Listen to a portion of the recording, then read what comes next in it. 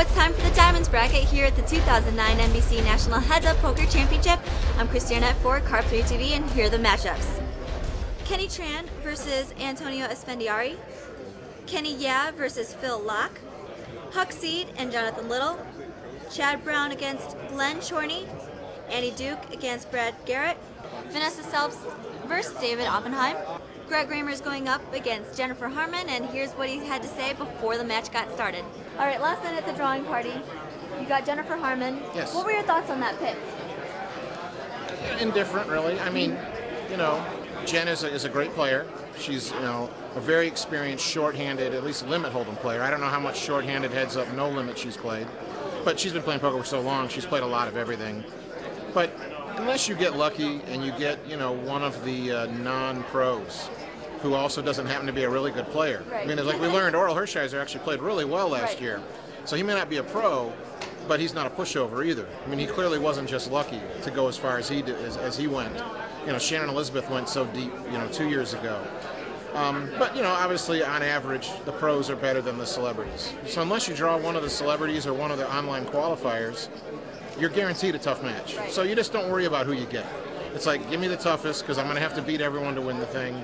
You know, so Jen Harmon or any other player you want to name, I'm just like, oh, whoever, you know. Right. Rounding out the Diamonds bracket is David Benjamin and Gus Hansen. We caught up with Gus Hansen before the match began. All right, Gus, you're playing David Benjamin for the first round. Now you guys compete against each other in cash games. Do you have a good read on him? Heads up.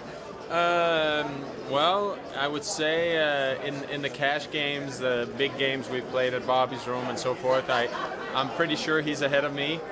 We've played on the internet on Full Tilt Poker, a lot of heads up the last maybe year or so, and I think I'm probably a little bit ahead there. So it's going to be a tight fit. I'm pretty confident. I like the way I'm playing right now, so we'll see. Definitely. Now, I always have to ask, do the live pros have an advantage over players who primarily play on the internet in a setting like this where you play heads up and have physical tells?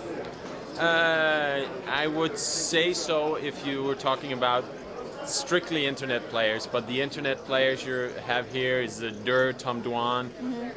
Even though he's an internet player, he's now an experienced cash game player, live player as well. He plays tournaments.